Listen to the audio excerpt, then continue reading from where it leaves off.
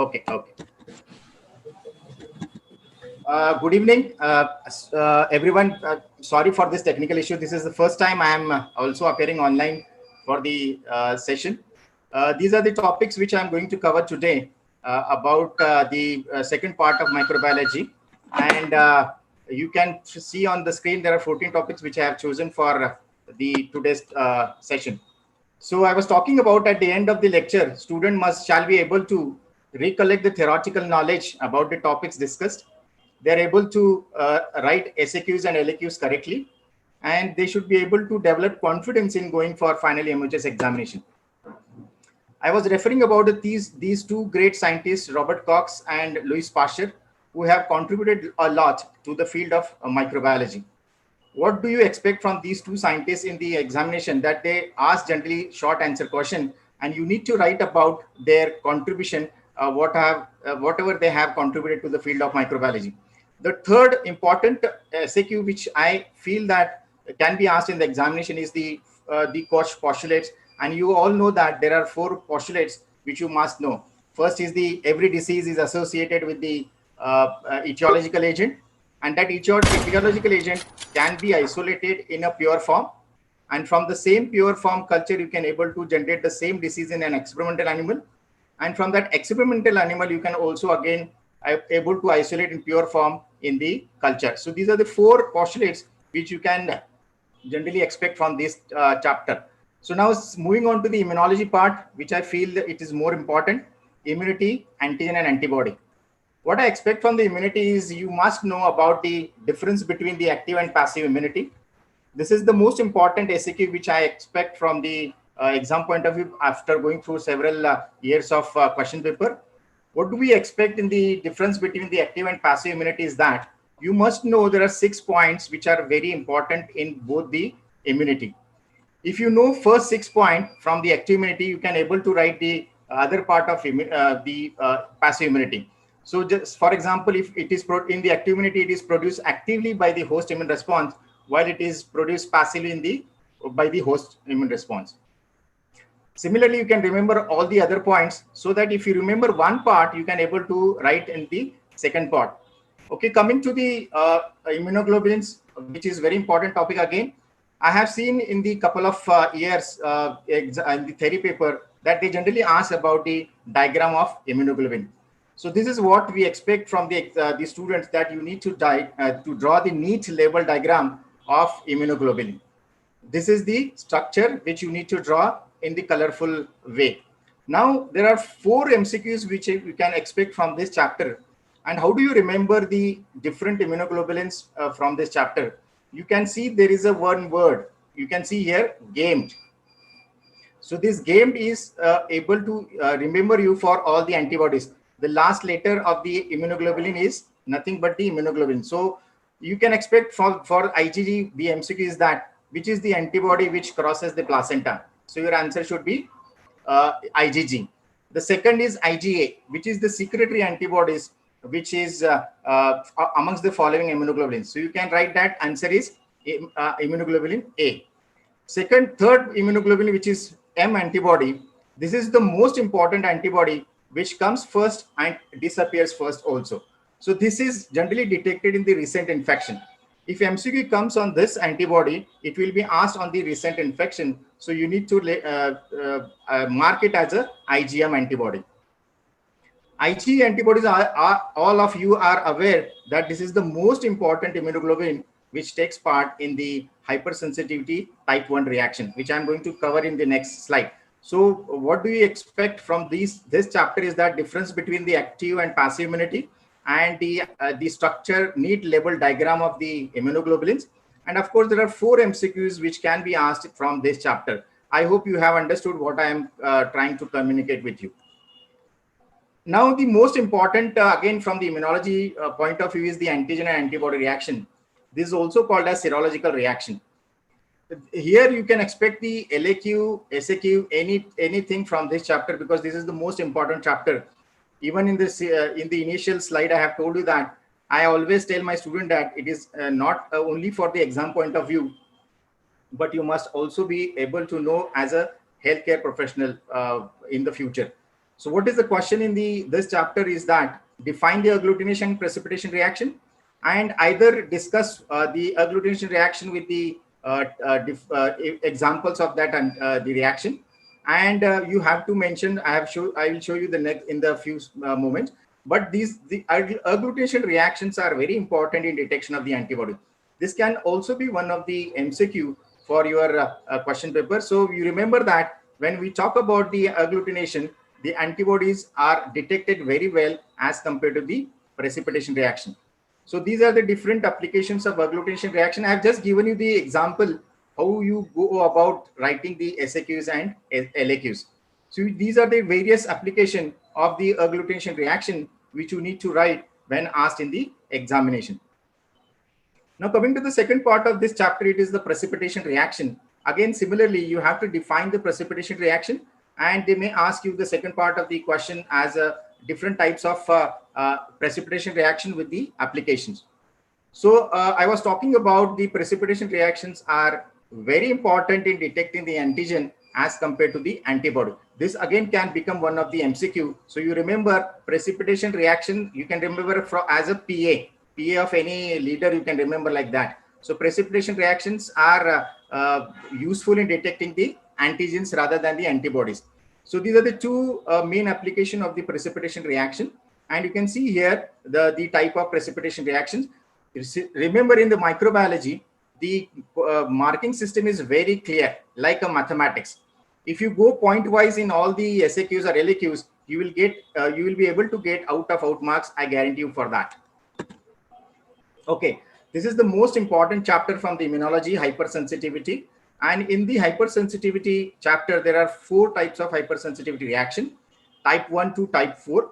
And if you remember, the type 1 to type 3 are generally mediated by the immunoglobulins, while type 4 is mediated by the cell-mediated immune response, that is T cell cells, generally T lymphocytes. So when I have gone through the several question papers in the last few years, I have found out that type 1 hypersensitivity and the type 4 hypersensitivity are very important.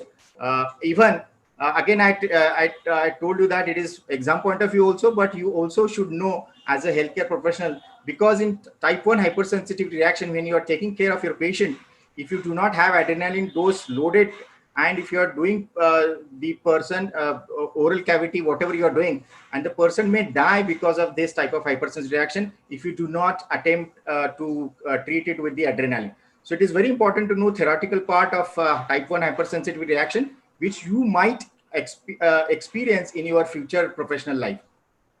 So what do we expect from the type 1 hypersensitivity reaction? If you see here, I have highlighted the main point, like its form, what are the prerequisites, what are the different mediators which are responsible for the type 1 hypersensitivity reaction, what are the clinical features. You mentioned only what is happening in this type of reactions, and then what are the causes and what is the treatment. And similarly, if it is asked in the SAQ, generally it is asked as SAQ. This is the important aspect you need to cover up. Plus, you need to draw a diagram also. What happens in the diagram, you can see here it is written as a mechanism. What is required in the type 1 hypersensitivity reaction is the sensitization with the initial antigen, and it is presented to the antigen presenting cells and carried to the B cells, and they produces the IgE antibodies. In the previous slide, I have already mentioned that IgE are most important immunoglobulins which take part in the type 1 hypersensitivity reaction.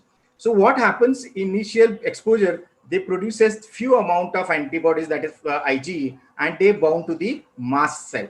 Now, what happens after a few weeks, couple of weeks, if the same antigen re-exposure, if the person get re-exposed to the same antigen, you can see here there is a degranulation of the mast cell, and it releases lots of these chemical mediators, primary or secondary, and these are responsible for all the clinical features like itching of scalp and tongue, flushing of the skin. These are the few clinical features you must mention whenever you are attempting the type 1 hypersensitivity reaction. So I feel you have got the what I want to convey from the type 1 hypersensitivity reaction. Now coming to the hypersensitivity type 4 reaction. Here also it is very important to know what is mainly important in this type of hypersensitivity reaction. Here T lymphocytes are very important, as compared to the immunoglobulins. Immunoglobulins never initiate the delayed type of hypersensitivity reaction. This is also called as delayed type of hypersensitivity reaction because the time required to get the erythema, edema, and all those pathological reactions, it takes some amount of time. While in the type 1 hypersensitivity, it will give you the immediate reaction. So that is why it comes under the immediate type of hypersensitivity, and this comes under the delayed type of hypersensitivity. So what is important to be written in under type 4 hypersensitivity is that it is provoked by the intracellular parasites or haptens, and reaction is generally due to the sensitized T lymphocytes, which after contact with the specific antigen, they release the cytokines, and that causes the biological effects. It cannot be transferred passively, and it is only possible to transfer the type 4 hypersensitivity reaction by lymphocytes. So nowadays, the concept has come that leukodepleted blood is given to the recipient, so that you are not transferring the delayed type of hypersensitivity amongst the recipient. So there are two types you also should need to mention about the type 4 hypersensitive reaction. First is the tuberculin type, and second was the contact dermatitis type test. So tuberculin test is also being covered under the mycobacteria, so I'm not going to give details. You can see here in the diagram, whenever the person get contact with some poisonous plants, and that initiates the cell-mediated immune response, and that is responsible for forming the erythema, edema, and all that. So this is how you have to attempt the type 4 hypersensitivity reaction.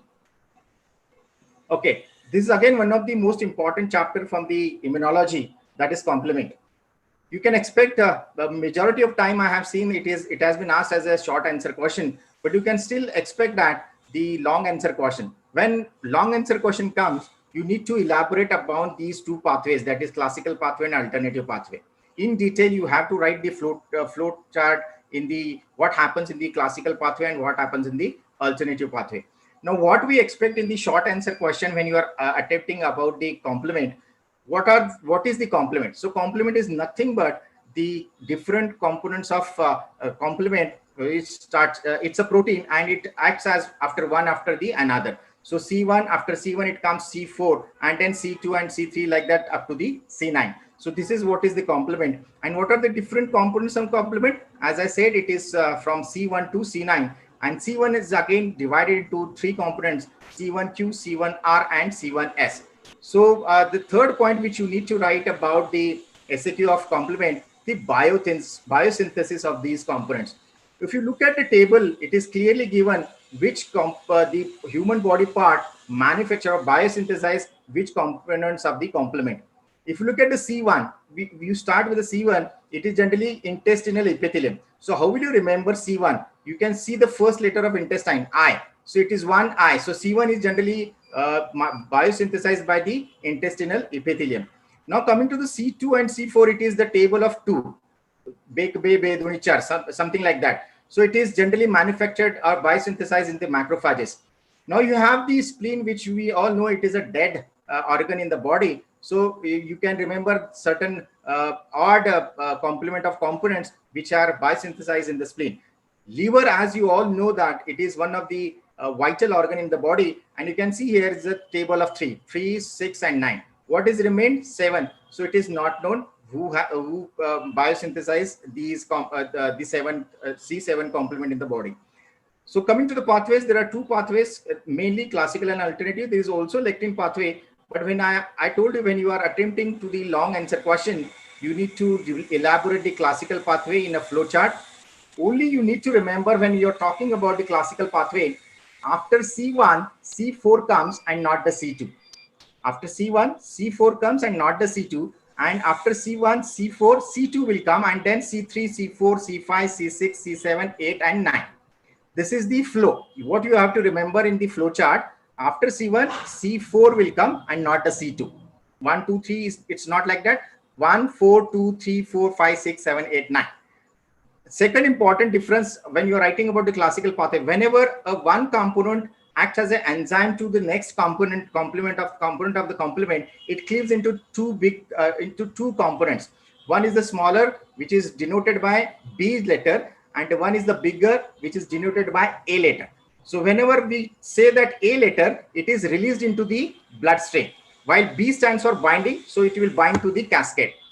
Only difference you need to remember in the flow is that except C2A is going to bind and C2B is going to release. Otherwise, A is going to release and B is going to bind. So the next point, what you need to write about the deficiency in these components of complement. For example, what happens if C3 is not there? If a person is lacking C3, it means that the person is very vulnerable to the pyogenic infections. And how do you quantify these individual complements of complement? So it is the ELISA, which is generally used to quantify the components of complement. So this is all about the complement. Either you can expect the SAQ, mostly SAQ, but you can also expect the LAQ. Now, the few bacteria have already been covered by Dhale sir. So I'm covering the one which are very important. As I told you, it is must know, and must know not only exam point of view, it is also a public health point of view. I don't know how many of you are aware. My student might be knowing about this. Mycobacteria can cause a gingival tuberculosis. So this gingival tuberculosis can be taken it as a periodontitis. So you must know about the mycobacteria, not only the exam point of view, but also a public health point of view. So what do you expect from the mycobacteriology or mycobacteria? A long answer question on Mycobacterium tuberculosis. So what do they ask in the long answer question? They ask generally about the morphology, cultural characteristics, pathogenesis of the Mycobacterium tuberculosis, and discuss in detail the laboratory diagnosis of tuberculosis. So as probably you have heard about, Dr. Dhale sir was talking about the morphology point. There are only 5 to 6 points which you need to remember when you are attempting any microorganisms from the syllabus. What are those 5 points? If you go back, you see the grams nature, whether it is gram positive or gram negative. Second, its size. How do you remember the size? Even there are hundreds of bacteria. How do you remember the size? I have given one clue to my students. I'm giving to entire students now. If you see if the coca is there, it is only width. When you have a bacilla, it is width and length. So you just write if it is coca, 0.2 to 0.4 micron. Micron is the measure of unit. And if you have the bacilli, that means rod shape, you write 0.2 to 0.4 into 2 to 4 micron. So this is how you write about the size. The third point about the motility, you have to make a list of the organisms which are motile and which are non-motile. And then the fourth point is about the acid fastness. Except Mycobacteria, all other organisms are non-acid fast. So the fourth point is done. What is the fifth point? Fifth point about the spore bearing. Which organisms are spore bearing? Spore forming and non-spore forming. So if you go by the list, only Clostridia and Bacillus are spore bearing. Others are not the spore bearing. So you have 3 points, 4 points, which you can straight away write from any organism. You don't need to remember much about the morphology. If you have carefully listened to Dhale sir, he has given one beautiful example. How do you go about the cultural class? Again, here also there are 4 points. One is the requirement of oxygen. What organism, whether it is strictly aerobic, whether it is aerobic to facultative anaerobe, or it is completely anaerobic organism. You know there are only few organisms which are there as anaerobes, like Clostridia. These are the strictly anaerobes. But the rest of the organism, again, some non-sporing anaerobes are there, which are concerned with the dentistry, that is Porphyromonas, Bacteroides. They are strict or the facultative anaerobes. So you can also see the list. You can write straight away, this organism is aerobic to facultative anaerobes. What is the second point in the cultural characteristics you need to remember? The cultivation on the spatial media. Now here in the Mycobacteria, what do you use? It is the Lowenstein-Jensen medium. And so you have to talk about the Lowenstein-Jensen media and how the colony morphology occurs on that. And the third point is the incubation. If you look at incubation, majority of the organisms grow better at 37 degrees Celsius, which is our body temperature, plus or minus 2. If you write 37 degrees Celsius, pH neutral, 6.2 to 7.2 range, that is fine for that. So these are the few points which you need to remember when you are attempting the cultural characteristics. Now I'm talking about the laboratory diagnosis. Again, here also, if you write 4 points, what is the requirement of laboratory diagnosis of any disease? Forget about the tuberculosis, any disease. What you require is specimen collection. So the first point is specimen collection. Based upon what disease has been asked, you can right now here in tuberculosis, what you will collect? Early morning sputum sample in a wide mouth sterile container. Next point is microscopy. What microscopy will do? Here you cannot do the gram stain because it is a poorly stained gram stain. So what is important here is the ZN stain, Z-Lensel stain. So they are acid fast bacilli. Third point is cultivation. How do you cultivate this bacteria? we generally cultivate this bacteria with the help of Levinson-Jensen medium, and write down again the few points about from the cultural characters. So duplication is there here in the laboratory diagnosis.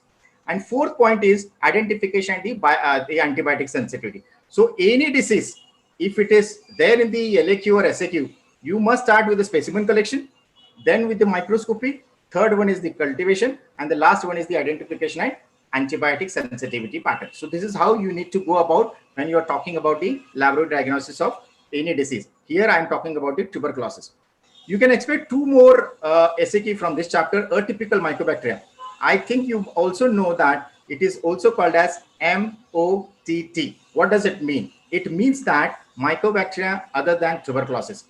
So this can, don't get confused. If it is atypical mycobacteria, still it is MOTT. If it is MOTT, still it is atypical mycobacteria. There are four organisms here. The classification here, you can remember, photochromogens, cotochromogens, non-chromogens, rapid growth. Here also you can remember the examples of each one. I'll give you the clue of that. Photochromogens example is Mycobacterium kansasi. All of you are aware that Kansas City is there. Kansas City mein light lag gaya. So you just remember that Photochromogens kansasi. Mycobacterium is common genus for everyone. So you don't have to remember Mycobacterium. The Scotochromogens is Scrofulaceum. Sco from the first letter of this and Scrofulaceum from the species. So Mycobacterium scrofulaceum is an example of Scotochromogens. Non-photochromogens, whenever we see, you just see your stomach, we generally get the ulcers. So the non-photochromogens, the example is Mycobacterium ulcerans. Now this is the young generation. I always tell my students also, just chill. This is something which is a very dear words in the this generation. So just chill. So how do you remember the example of rapid growers? Mycobacterium chiloni. Chiloni, chill. So this is how I have told my students. You can also take the advantage of remembering the different examples amongst these atypical mycobacteria. Of course, Montauk's test, which can also be asked in the examination. What do you know about the Montauk's test? You just have to write the aim of the Montauk's test, procedure of the Montauk's test. How do you interpret the Montauk's test? How do you interpret the Montauk's test? It is based upon the measurement of the diameter of erythema and erythema generally. If it is more than 9 millimeter in diameter, the person is truly positive. If it is 4 to 9, then person is intermediate. If it is less than 5 or 4, it is the non-tuberculin patient. Now coming to the one of the most